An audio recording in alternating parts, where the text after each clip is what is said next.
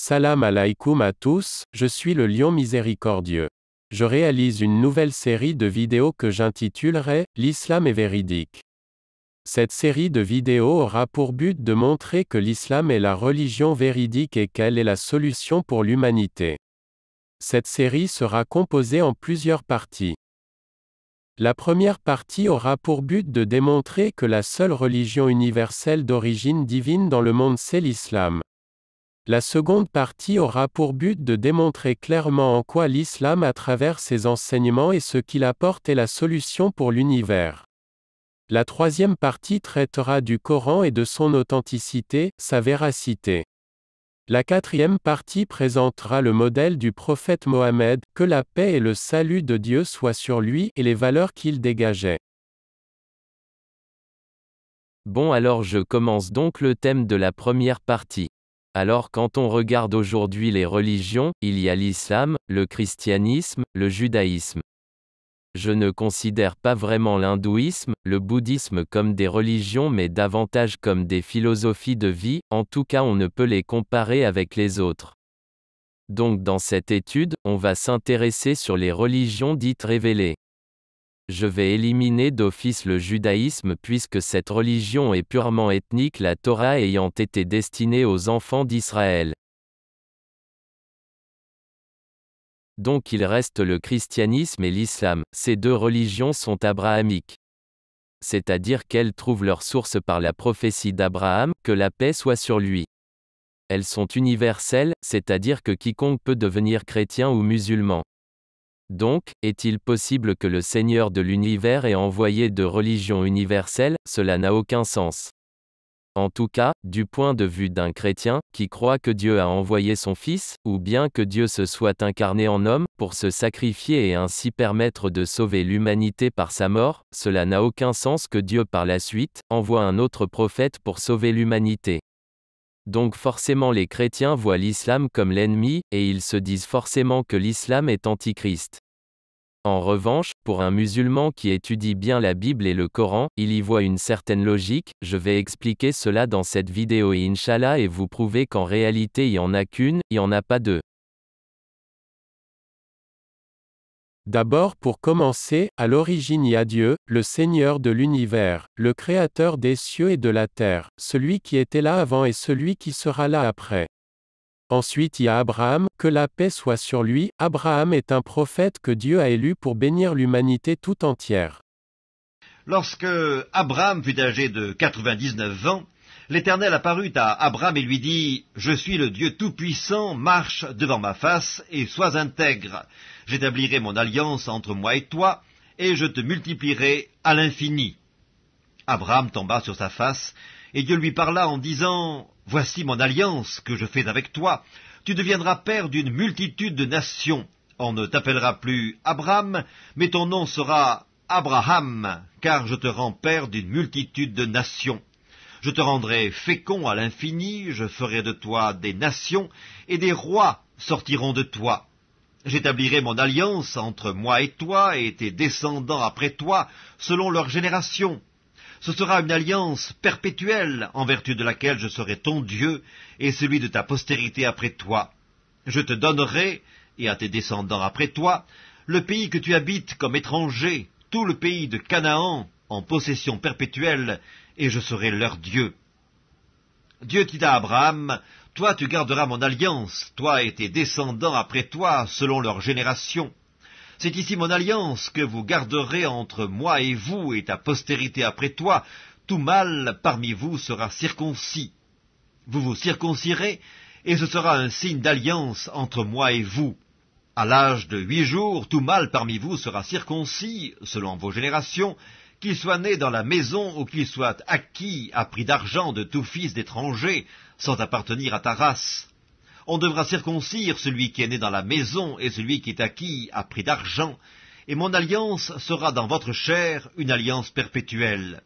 Un mâle incirconcis, qui n'aura pas été circoncis dans sa chair, sera exterminé du milieu de son peuple, il aura violé mon alliance. » Dieu dit à Abraham, « Tu ne donneras plus à Saraï, ta femme, le nom de Saraï, mais son nom sera Sarah.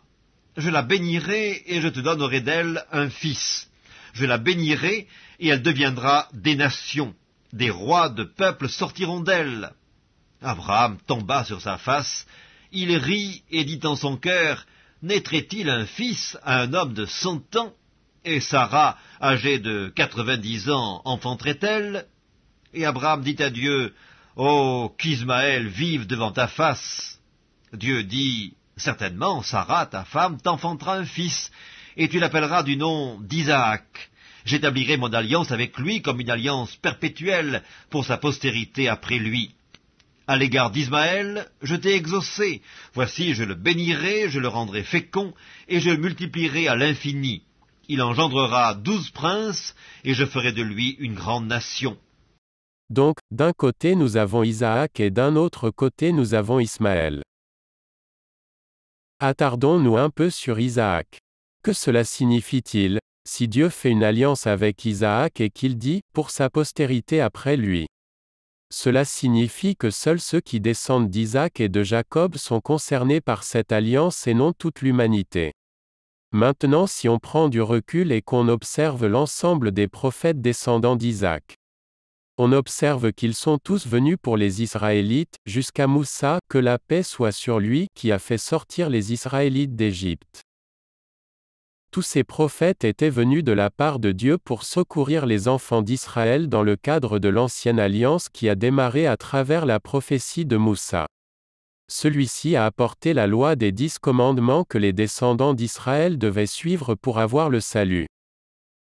Cependant, les chrétiens pensent qu'avec l'arrivée de Jésus, une nouvelle alliance s'est mise en place et celle-ci s'est étendue à toute l'humanité.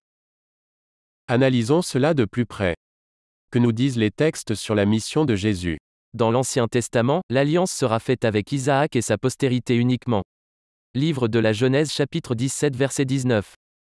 Dieu dit, « Certainement, Sarah, ta femme, t'enfantera un fils, et tu l'appelleras du nom d'Isaac. J'établirai mon alliance avec lui comme une alliance perpétuelle pour sa postérité après lui. » La nouvelle alliance que portera Jésus ne sera que pour les Israélites uniquement. Livre de Jérémie chapitre 31 versets 31 à 34. Voici, les jours viennent, dit l'Éternel, où je ferai avec la maison d'Israël et la maison de Juda une alliance nouvelle, non comme l'alliance que je traitais avec leur père le jour où je les saisis par la main pour les faire sortir du pays d'Égypte, alliance qu'ils ont violée, quoique je fusse leur maître, dit l'Éternel. Mais voici l'alliance que je ferai avec la maison d'Israël. Après ces jours-là, dit l'Éternel, je mettrai ma loi au-dedans d'eux, je l'écrirai dans leur cœur, et je serai leur Dieu, et ils seront mon peuple. La Bible indique que l'ange qui annonce à Marie sa grossesse lui précisera que Jésus régnera éternellement sur la maison de Jacob et non sur l'humanité. Livre de Luc, chapitre 1, verset 33. Et le Seigneur Dieu lui donnera le trône de David son père. Il régnera sur la maison de Jacob éternellement, et son règne n'aura point de fin. L'ange que verra Joseph dans son rêve lui précisera que Jésus sera celui qui sauvera les enfants d'Israël de leurs péchés. Livre de Matthieu chapitre 1, verset 21. Elle enfantera un fils, et tu lui donneras le nom de Jésus. C'est lui qui sauvera son peuple de ses péchés. Il sera appelé roi des Juifs et sera le guide des enfants d'Israël. Livre de Matthieu chapitre 2 versets 1 à 6. Jésus étant né à Bethléem en Judée, au temps du roi d'Hérode, voici des mages d'Orient arrivèrent à Jérusalem, et dirent, « Où est le roi des Juifs qui vient de naître? Car nous avons vu son étoile en Orient, et nous sommes venus pour l'adorer. » Le roi Hérode, ayant appris cela, fut troublé, et tout Jérusalem avec lui. Il assembla tous les principaux sacrificateurs et les scribes du peuple, et il s'informa d'eux où devait naître le Christ. Ils lui dirent, à Bethléem, en Judée, car voici ce qui a été écrit par le prophète. Et toi, Bethléem, terre de Juda, tu n'es certes pas la moindre entre les principales villes de Juda, car de toi sortira un chef qui paîtra Israël, mon peuple. Il sera appelé roi d'Israël venu de la part du Seigneur. Livre de Jean chapitre 12 versets 12 à 15. Le lendemain, la foule nombreuse de gens, venus pour la fête, apprit que Jésus se rendait à Jérusalem. Ils prirent des branches de palmier et sortirent à sa rencontre. Et ils criaient « Hosanna, béni soit celui qui vient au nom du Seigneur, le roi d'Israël !» Jésus trouva un ânon et s'assit dessus. Selon ce qui est écrit, « Sois sans crainte, fille de Sion, voici, ton roi vient, assis sur le petit d'une ânesse. » Il interdira à ses apôtres de prêcher aux non-israélites mais leur ordonnera d'aller vers les brebis perdues de la maison d'Israël. Livre de Matthieu chapitre 10 versets 5 à 6. Tels sont les 12 que Jésus envoya, après leur avoir donné les instructions suivantes. N'allez pas vers les païens, et n'entrez pas dans les villes des Samaritains. Allez plutôt vers les brebis perdues de la maison d'Israël. Jésus rappellera à une Cananéenne qu'il n'a été envoyé qu'aux brebis perdues de la maison d'Israël. Mais comme celle-ci persistera, il la rabaissera en la traitant de petit chien. Livre de Matthieu chapitre 15, versets 24 à 26. Et voici une femme cananéenne, qui venait de ces contrées, lui cria « Aie pitié de moi, Seigneur, fils de David, ma fille est cruellement tourmentée par le démon. » Il ne lui répondit pas un mot, et ses disciples s'approchèrent et lui dirent avec instance « Renvoie-la, car elle crie derrière nous. » Il répondit « Je n'ai été envoyé qu'aux brebis perdues de la maison d'Israël. » Mais elle vint se prosterner devant lui, disant « Seigneur, secours-moi. » Il répondit « Il n'est pas bien de prendre le pain des enfants et de le jeter aux petits chiens. » Le Coran rappellera que Jésus fut envoyé pour être le messager aux enfants d'Israël. Sourate Al-Imran versets 48 à 49. Et Allah lui enseignera l'écriture, la sagesse, la Torah et l'Évangile. Et il sera le messager aux enfants d'Israël, et leur dira : En vérité, je viens à vous avec un signe de la part de votre Seigneur.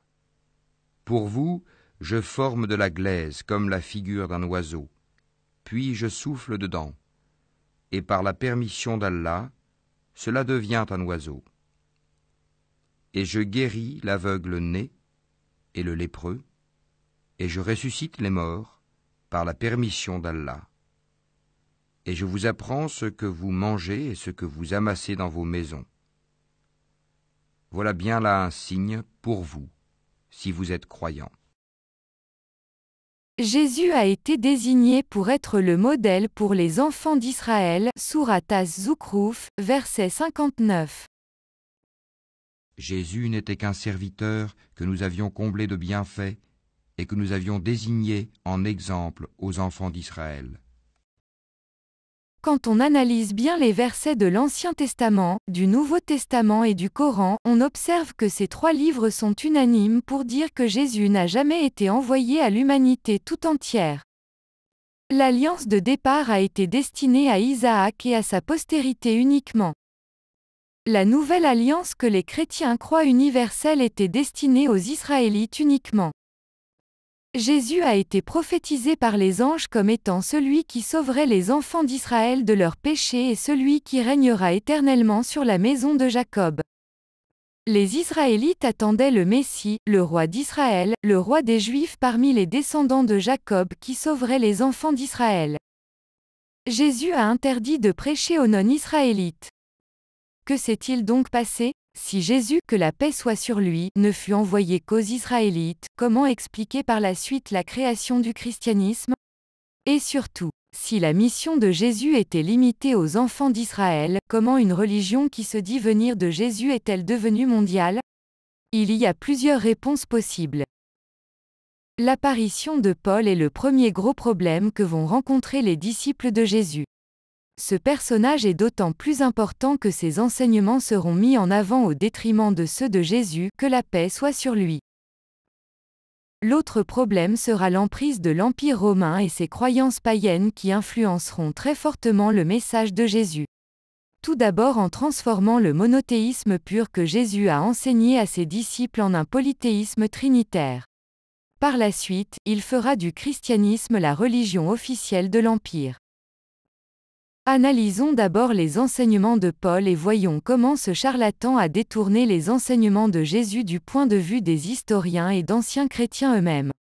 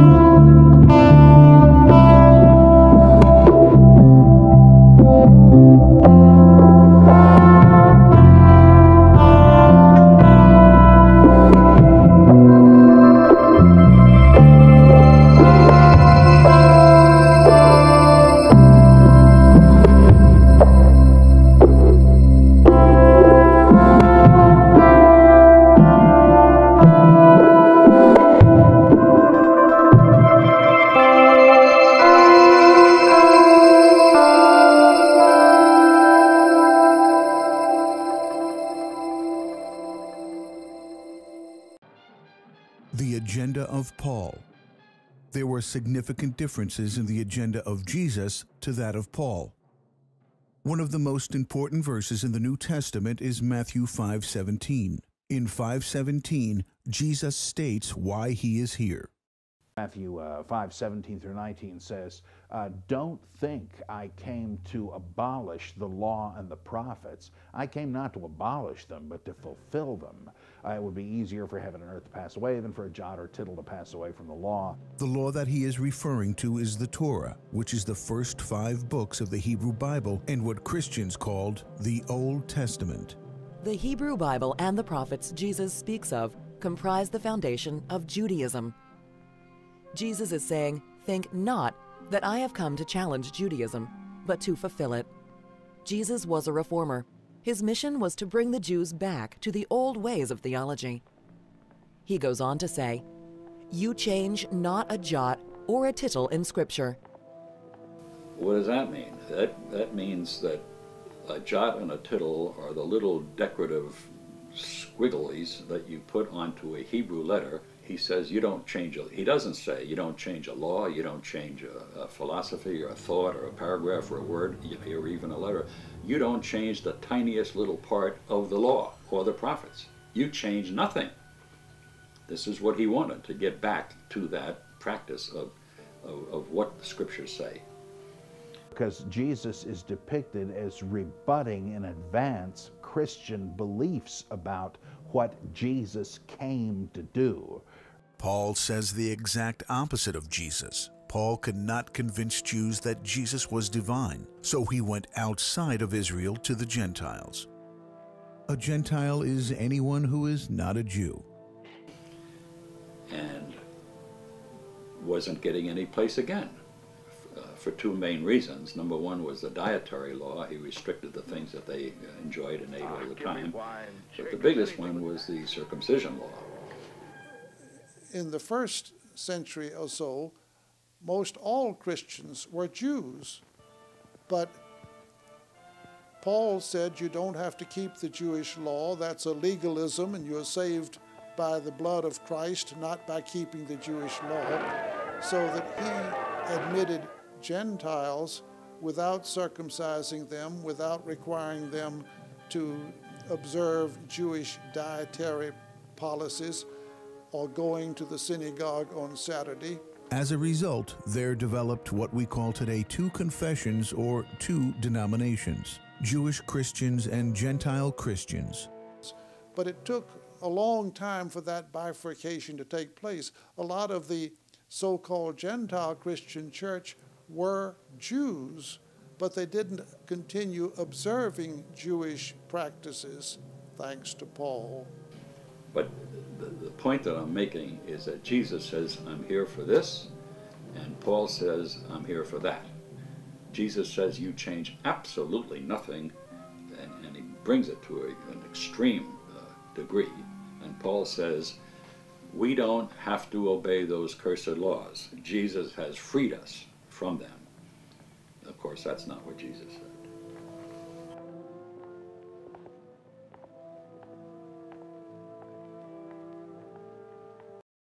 Résumons. Paul a interdit ce que Jésus avait rendu obligatoire et il a rendu licite ce que Jésus avait interdit. Paul est allé vers les païens alors que Jésus a interdit de prêcher aux païens. Paul a aboli la loi alors que Jésus est venu l'accomplir et pas un iota de la loi ne devait disparaître. Paul a présenté Jésus comme le Seigneur Fils de Dieu et Jésus s'est présenté comme roi des Juifs. Paul a dit que seule la foi en Jésus-Christ sauve alors que Jésus a prêché la repentance par la foi et les œuvres comme nécessaires pour le salut. Il est maintenant prouvé que Jésus est venu appliquer la loi de Moïse. Quelle est cette loi dont Jésus parle? Celle des 10 commandements bien sûr.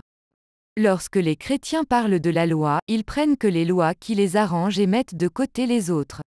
Prenons un exemple. On le voit déjà avec les 10 commandements donnés par Moïse, qui contiennent des prescriptions morales. Jésus les a accomplis parfaitement. Non seulement il n'a pas tué, mais il a ressuscité, guéri, donné la vie. Il n'a pas menti, mais il a été la vérité. Il n'a pas volé, mais il était le pauvre. Il n'a pas pris la femme de son frère, mais il était chaste. Il n'a rien pris à personne, mais il a toujours donné, même sa vie. Ce charlatan connaît-il vraiment la loi des 10 commandements? Il a oublié les plus grands commandements que Dieu a donnés à Moïse, que la paix soit sur lui. Alors Dieu prononça toutes ces paroles en disant : Je suis l'Éternel, ton Dieu, qui t'ai fait sortir du pays d'Égypte, de la maison de servitude. Tu n'auras pas d'autre Dieu devant ma face. Tu ne te feras point d'image taillée, ni de représentation quelconque des choses qui sont en haut dans les cieux, qui sont en bas sur la terre, et qui sont dans les eaux plus bas que la terre. Tu ne te prosterneras point devant elles, et tu ne les serviras point. Jésus, que la paix soit sur lui, était venu pour rétablir les 10 commandements que Dieu avait donnés aux enfants d'Israël et pas un iota de cette loi ne devait tomber selon Matthieu 5 verset 17. Plusieurs commandements ne sont pas respectés par le christianisme, comme l'unicité de Dieu, l'interdiction de représenter quoi que ce soit sur terre et le jour du Shabbat. Les chrétiens prétendent que la loi ne les concerne pas. En réalité, Jésus n'a jamais invité les païens à croire en l'Évangile, il est venu pour les Israélites seulement, pas pour les non-juifs. C'est pour cette raison qu'il n'a jamais aboli la loi des 10 commandements, parce que sa mission était simplement de rappeler aux Israélites les lois de Dieu. Jésus faisait le Shabbat. Il était circoncis. Il ne mangeait pas de porc. Il prêchait dans les synagogues. Il était un modèle pour les Israélites et non pour l'humanité. Malheureusement, l'abolition de la loi n'a pas été le seul malheur qui ait eu lieu après le passage de Jésus. L'enseignement de Paul a poussé les hommes à vénérer Jésus plutôt que l'Éternel. Cet enseignement s'est développé sur des siècles lors de différents conciles avec l'apparition de la Trinité. Mais avant cela, parlons un peu de la soi-disant mort de Jésus, que la paix soit sur lui. Les chrétiens prétendent que Jésus est venu lui-même se donner en sacrifice pour laver les péchés de l'humanité. Jésus est-il vraiment venu pour mourir sur la croix? Analysons ce qu'il a dit. Et ils lui répondirent, « Notre Père, c'est Abraham. » Jésus leur dit, « Si vous êtes des enfants d'Abraham, faites les œuvres d'Abraham. Mais maintenant, vous cherchez à me faire mourir, moi un homme qui vous ai dit la vérité que j'ai entendue de Dieu. Cela, Abraham ne l'a pas fait. Vous faites les œuvres de votre Père. » Ils lui dirent, « Nous ne sommes pas des enfants illégitimes, nous avons un seul Père, Dieu. » Jésus leur dit, « Si Dieu était votre Père, vous m'aimeriez, car c'est de Dieu que je suis sorti et que je viens. Je ne suis pas venu de moi-même, mais c'est lui qui m'a envoyé. Pourquoi ne comprenez-vous pas mon langage? Parce que vous ne pouvez écouter ma parole. Vous avez pour père le diable, et vous voulez accomplir les désirs de votre père. Il a été meurtrier dès le commencement, et il ne s'est pas tenu dans la vérité, parce que la vérité n'est pas en lui. Lorsqu'il profère le mensonge, ses paroles viennent de lui-même, car il est menteur et le père du mensonge. Et moi, parce que je dis la vérité, vous ne me croyez pas. Qui de vous me convaincra de péché? Si je dis la vérité, pourquoi ne me croyez-vous pas? Celui qui est de Dieu écoute les paroles de Dieu. Vous n'écoutez pas parce que vous n'êtes pas de Dieu. Il en ressort de ces versets deux choses. Jésus reproche à certains Juifs de vouloir le faire mourir, donc il n'a pas pour but de mourir. Si on suit ces paroles, seuls ceux qui sont inspirés par Iblis veulent le faire mourir. Donc c'est le diable qui œuvre pour la mort de Jésus à travers les pharisiens. Donc le diable œuvre pour la mort de Jésus. Jésus est crucifié. Puis plus tard, Paul vient et dit, « N'œuvrez plus. Seule la foi en la mort de Jésus sauve. » Autrement dit, cela signifierait que c'est grâce aux œuvres du diable que l'humanité sera sauvée? Pouvez-vous croire un seul instant que celui qui a juré d'emmener les fils d'Adam en enfer avec lui, puisse contribuer à vous apporter le salut? Cette doctrine est purement et simplement satanique.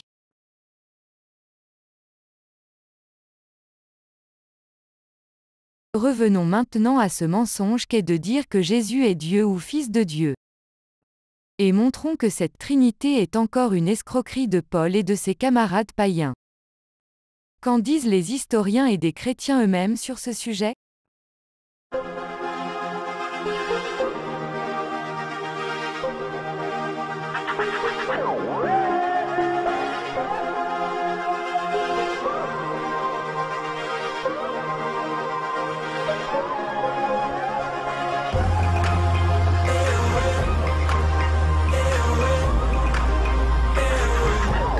Je vais vous parler de la Trinité. J'ai fait un petit vidéo, vous verrez sur ce petit vidéo que je mets à votre disposition, que la Trinité n'est pas écrite dans la Bible, mais ils l'ont mis à l'intérieur en disant que le Père, le Fils et le Saint-Esprit, ce sont trois personnes distinctes, qui ne fait qu'une seule personne.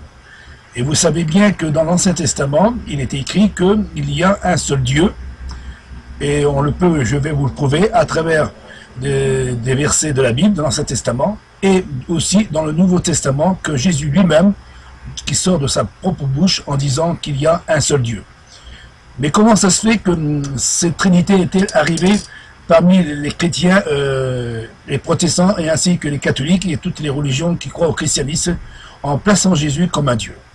Eh bien, ça date pas d'aujourd'hui, mais ça date bien des milliers d'années en arrière, et c'est pour cela, si vous regardez ce petit vidéo, vous comprendrez facilement ce que je dis est une pure vérité, que la Trinité, elle n'a jamais existé, mais en contraire, elle a été exposée aux hommes pour y croire justement à cette Trinité. La Trinité est-elle un enseignement biblique?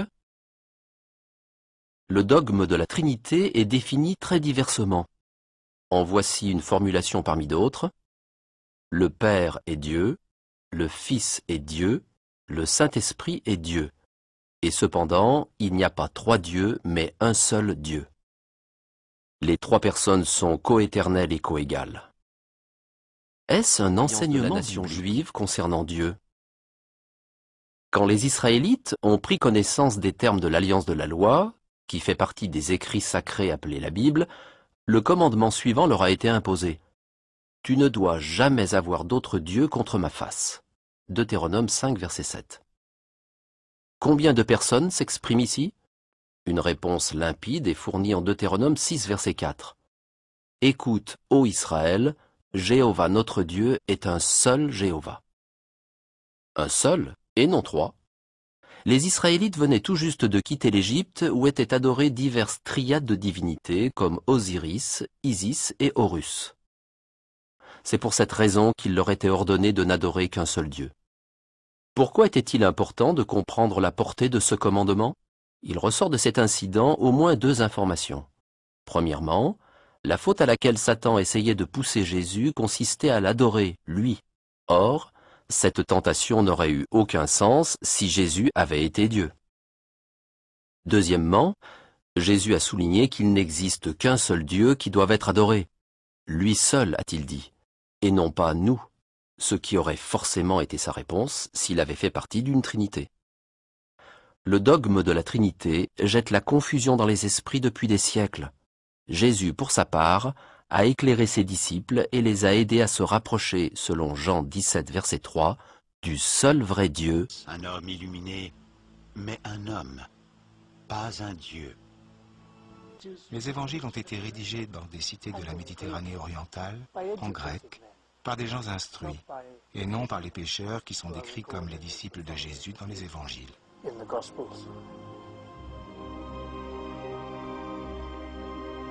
En outre, ils ont été rédigés des dizaines d'années après Jésus-Christ, alors que le souvenir de sa vie et de ses souffrances s'estompait, et à une époque où se produit une grande fracture, le soulèvement des Juifs et la destruction totale d'Israël par Rome, qui fait périr tous ceux qui auraient pu connaître Jésus personnellement.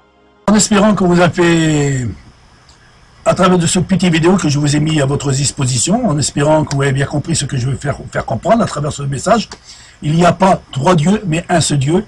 Vous avez tous les versets à votre disposition. Et maintenant, je vais mettre enfin en bas tout un récit. Vous pouvez le lire. Si vous ne savez pas lire, vous demanderez quelqu'un qui le lise, ce chapitre. C'est en l'an 365. C'est les catholiques romains qui ont dressé cette doctrine. Et dans le concile de Nice, tout y sera marqué en bas. Et vous verrez ce que je dis, c'est une pure vérité.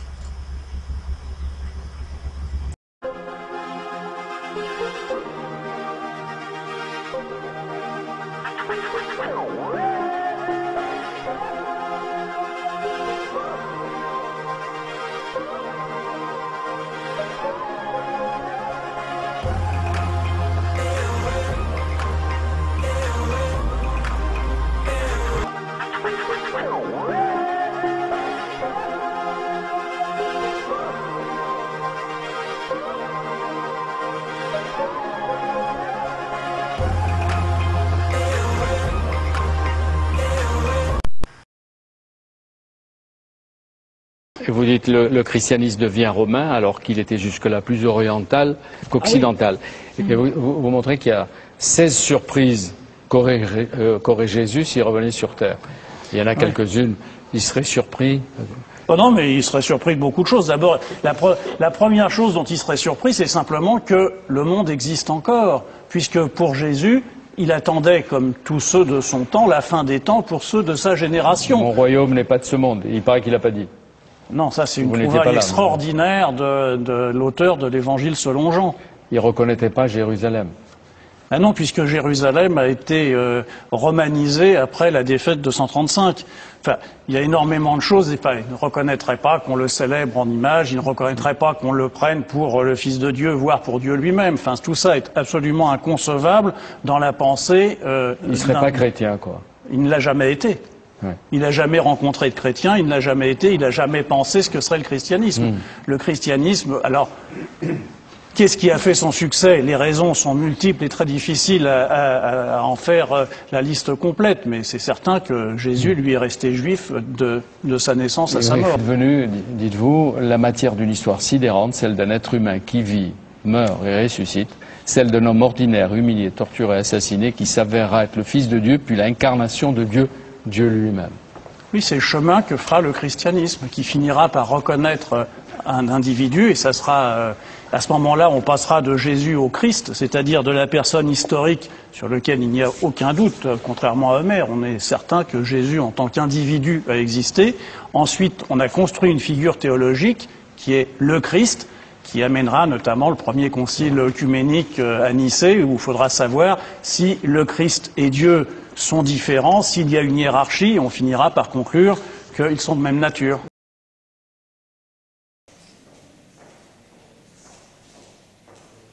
Selon une formule célèbre, Jésus annonçait le royaume et c'est l'Église qui est venue.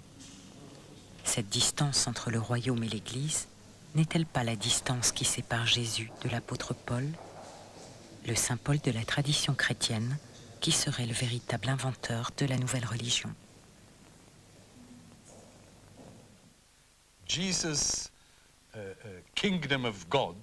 Le royaume de Dieu, annoncé par Jésus, était vraiment très très différent de la nouvelle Église.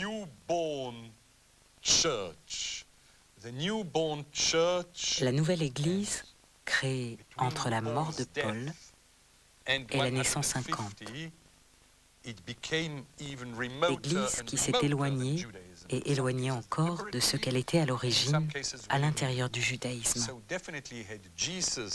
Si jamais Jésus était revenu d'entre les morts vers l'an 150, et s'il avait regardé autour de lui, s'il avait vu ce qu'était devenu pour ses fidèles la nouvelle religion,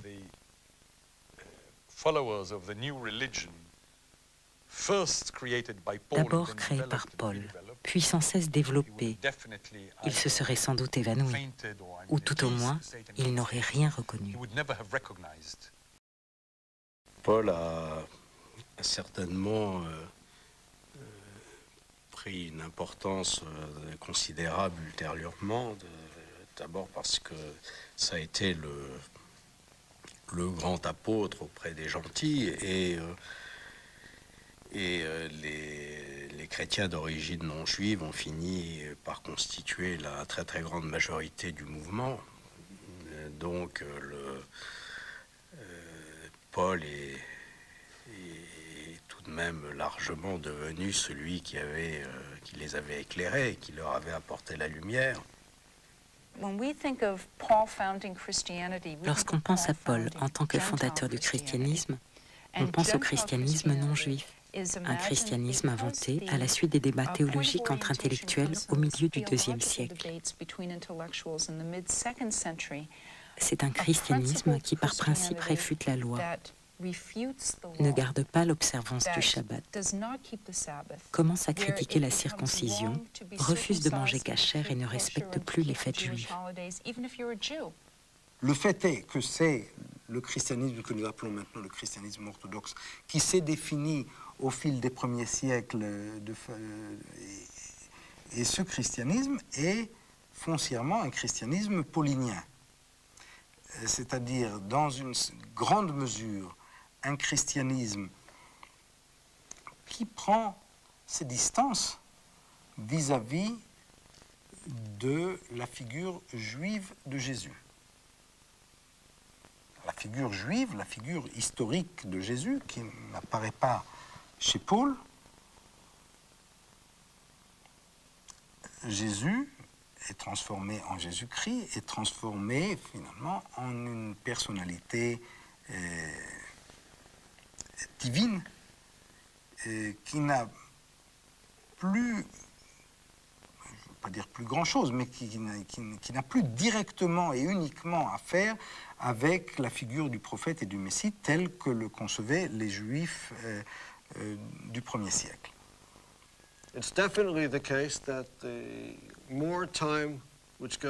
Plus le temps passe, à l'époque du Nouveau Testament et après, plus le besoin devient pressant de s'éloigner du Jésus terrestre, du Jésus de chair, du Jésus juif, car il ne sert pas à une chrétienté composée de gentils.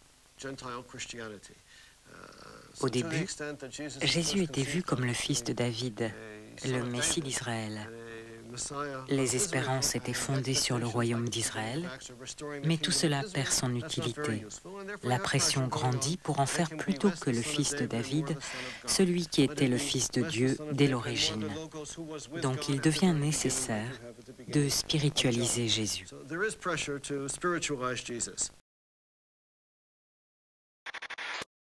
La religion chrétienne est fondamentalement créée à partir de juifs. Elle n'existe qu'en puisant à l'intérieur même de l'essence d'Israël.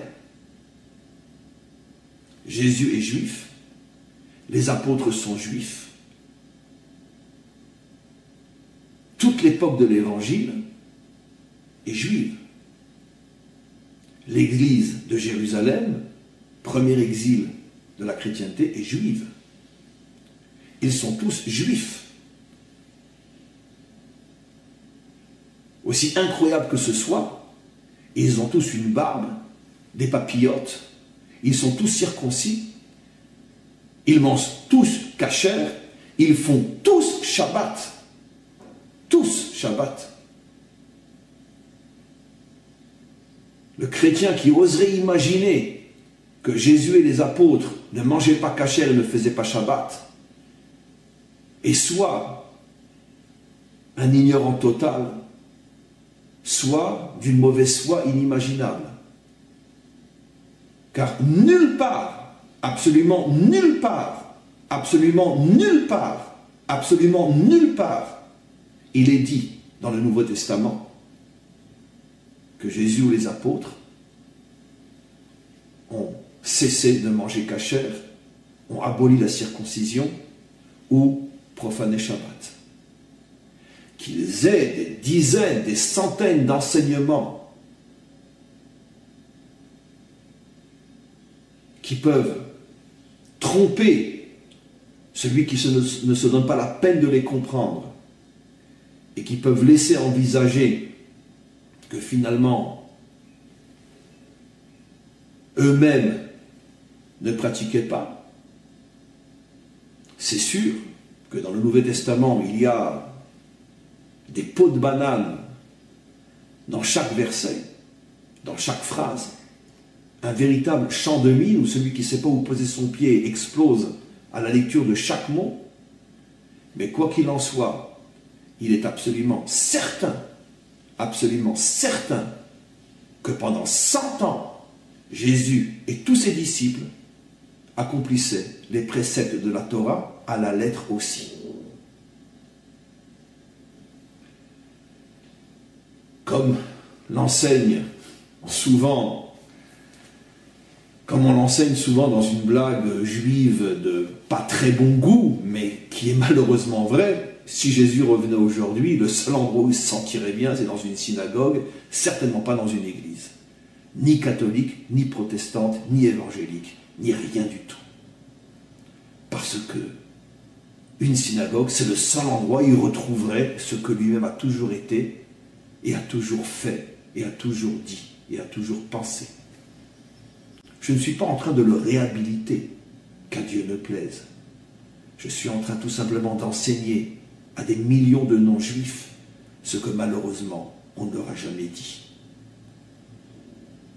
Les seuls qui peuvent expliquer le christianisme aux chrétiens sont les maîtres d'Israël, parce que les chrétiens n'ont strictement rien compris au christianisme.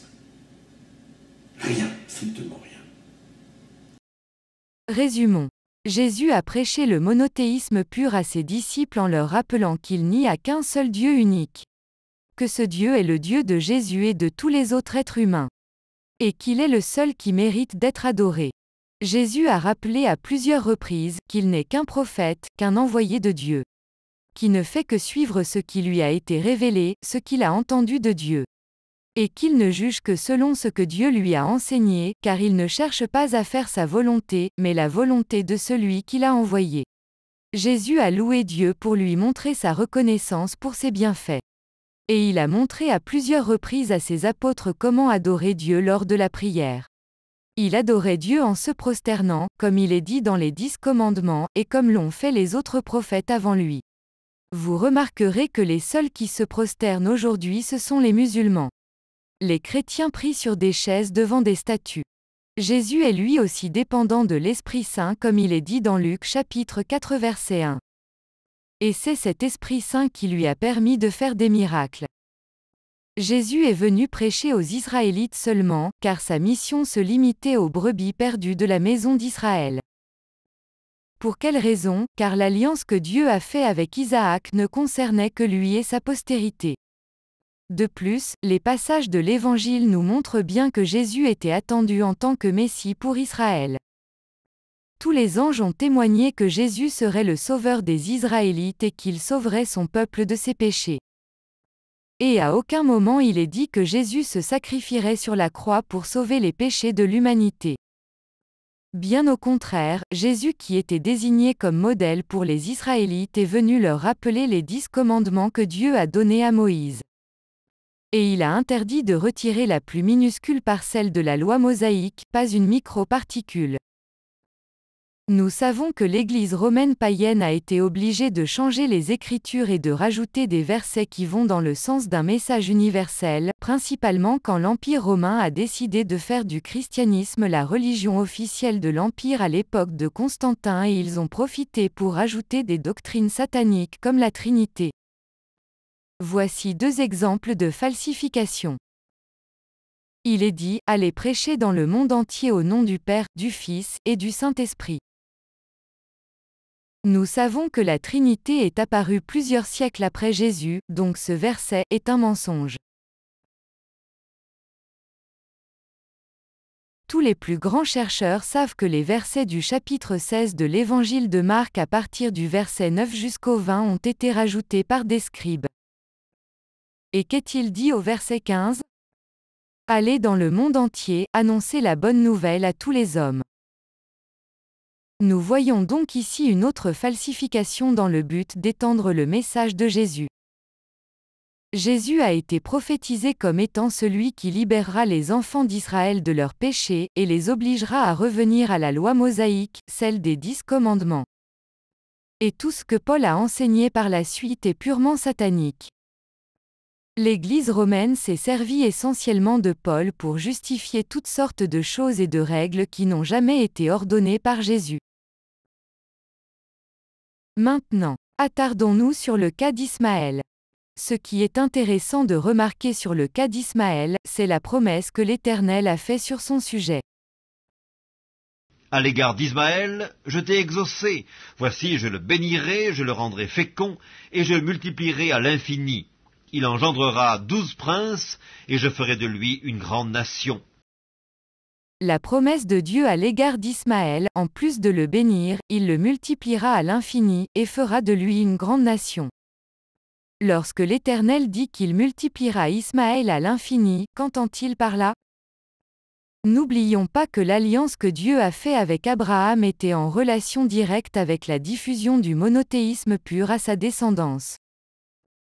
Le terme « multiplié à l'infini » peut donc nous laisser penser que Dieu suscitera à travers la descendance d'Ismaël, un prophète dont le message aura des caractéristiques proches de l'infini dans l'espace et dans le temps. Continuons. Jésus fait une annonce incroyable aux Israélites. Il leur annonce que le royaume de Dieu leur sera enlevé et sera donné à une autre nation et cette nation en rendra les fruits. Cette nation sera liée à une pierre qui écrasera tout ce qui arrivera sur son passage. Fait-il allusion à la Kaaba? C'est pourquoi je vous le dis, le royaume de Dieu vous sera enlevé, et sera donné à une nation qui en rendra les fruits.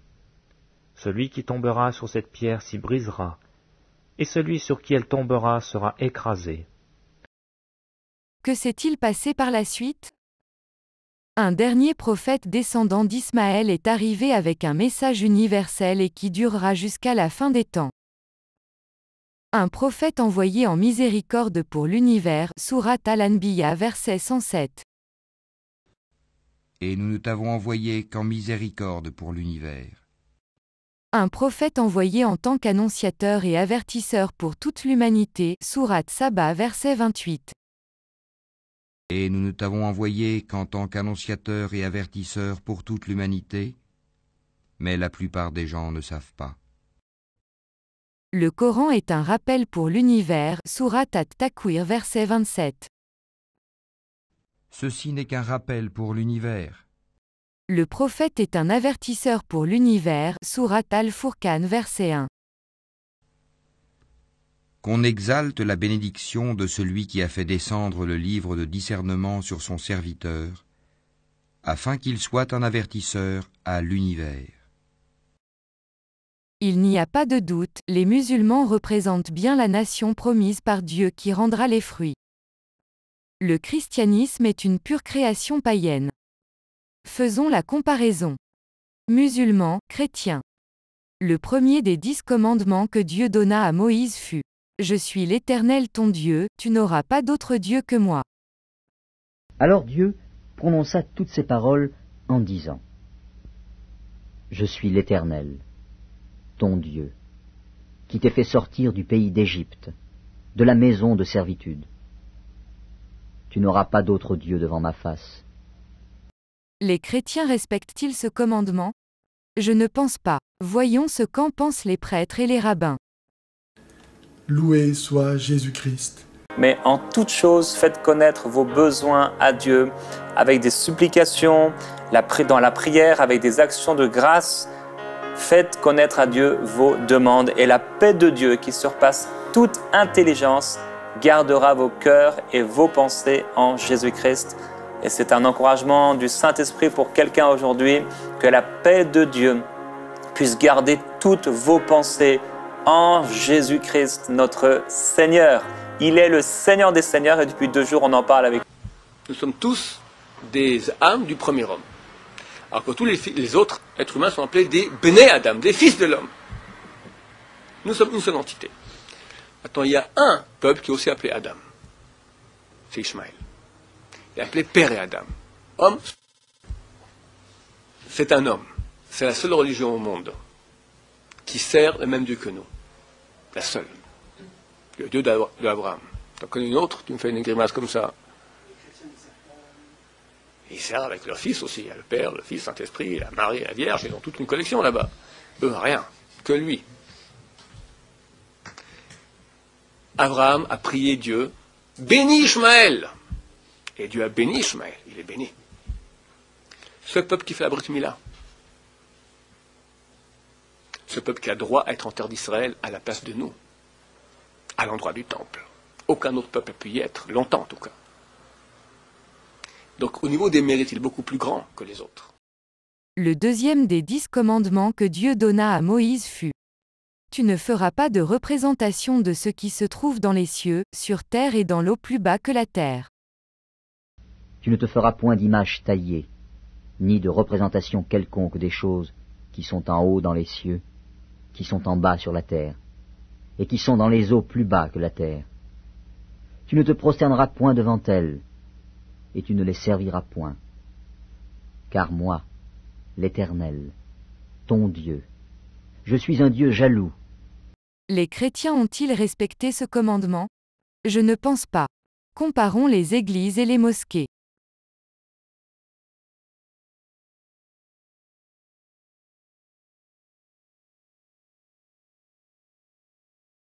Dieu a été très clair lors de son alliance avec Abraham. La circoncision est une marque de l'alliance avec Dieu, elle est obligatoire pour tous ceux qui sont dans l'alliance. Les musulmans sont circoncis, les chrétiens ne sont pas circoncis. Dieu dit à Abraham, « Toi tu garderas mon alliance, toi et tes descendants après toi, selon leur génération. C'est ici mon alliance que vous garderez entre moi et vous et ta postérité après toi. Tout mâle parmi vous sera circoncis. Vous vous circoncirez, et ce sera un signe d'alliance entre moi et vous. À l'âge de 8 jours, tout mâle parmi vous sera circoncis, selon vos générations, qu'il soit né dans la maison ou qu'il soit acquis à prix d'argent de tout fils d'étranger, sans appartenir à ta race. On devra circoncire celui qui est né dans la maison et celui qui est acquis à prix d'argent, et mon alliance sera dans votre chair une alliance perpétuelle. Un mâle incirconcis, qui n'aura pas été circoncis dans sa chair, sera exterminé du milieu de son peuple, il aura violé mon alliance. Les musulmans ont le même régime alimentaire que les juifs et les mêmes interdictions. Les chrétiens ont aucune restriction. La pratique d'adoration du Seigneur qui apparaît même dans les 10 commandements et apparaît partout dans l'Ancien Testament est une pratique que seuls les musulmans appliquent aujourd'hui. Cette pratique est la prosternation. Lorsqu'on observe l'Ancien Testament et le Nouveau Testament, on remarque que tous les prophètes d'Abraham à Jésus se prosternaient pour adorer leur Seigneur. Abraham tomba sur sa face, et Dieu lui parla en disant « Voici mon alliance que je fais avec toi. » Abraham tomba sur sa face. Dieu dit à Moïse, « Monte vers l'Éternel, toi et Aaron, Nadab et Abihu, et 70 des anciens d'Israël, et vous vous prosternerez de loin. » Aussitôt Moïse s'inclina à terre et se prosterna. Il dit, « Seigneur, si j'ai trouvé grâce à tes yeux, que le Seigneur marche au milieu de nous, car c'est un peuple au cou roide. Pardonne nos iniquités et nos péchés, et prends-nous pour ta possession. » David aperçut que ses serviteurs parlaient tout bas entre eux, et il comprit que l'enfant était mort. Il dit à ses serviteurs, « L'enfant est-il mort ?» Et ils répondirent, « Il est mort. » Alors David se leva de terre. Il se lava, soignit, et changea de vêtements. Puis il alla dans la maison de l'Éternel et se prosterna. David dit à toute l'assemblée, « Bénissez l'Éternel, votre Dieu, » et toute l'assemblée bénit l'Éternel, le Dieu de leur père. Ils s'inclinèrent et se prosternèrent devant l'Éternel et devant le roi. Puis ayant fait quelques pas en avant, il se jeta sur sa face et pria ainsi. « Mon Père, s'il est possible que cette coupe s'éloigne de moi, toutefois, non pas ce que je veux, mais ce que tu veux. » Si les fidèles doivent ôter leurs chaussures avant d'y pénétrer, et à l'intérieur, c'est à s'y méprendre. Des tapis ont remplacé les sièges, car les Juifs qui viennent prier ici ont pour coutume de le faire à même le sol, en s'agenouillant et en se prosternant. Des rites qui ne sont pas sans rappeler ceux de l'islam.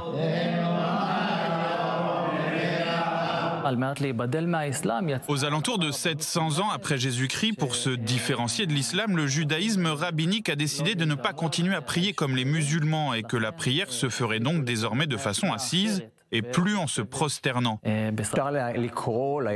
peut tout à fait considérer le judaïsme karaïte comme le judaïsme originel, qui conserve les premières traditions du peuple d'Israël depuis toujours, jusqu'à aujourd'hui. Le judaïsme karaïte, c'est en fait le diamant dans la couronne. Enfin, il est intéressant de noter que toutes les représentations de femmes pures comme la Vierge Marie sont toujours équipées d'un voile sur la tête. Seules les musulmanes se voilent. Je pense que l'on peut enfin conclure. L'islam est la nation qui rendra les fruits qui se multipliera à l'infini par Ismaël. L'islam est totalement en cohérence avec la foi abrahamique, contrairement au christianisme. Que celui qui a des yeux observe. Que celui qui a des oreilles entende. Que celui qui peut comprendre comprenne. À bientôt pour la deuxième partie, Inch'Allah.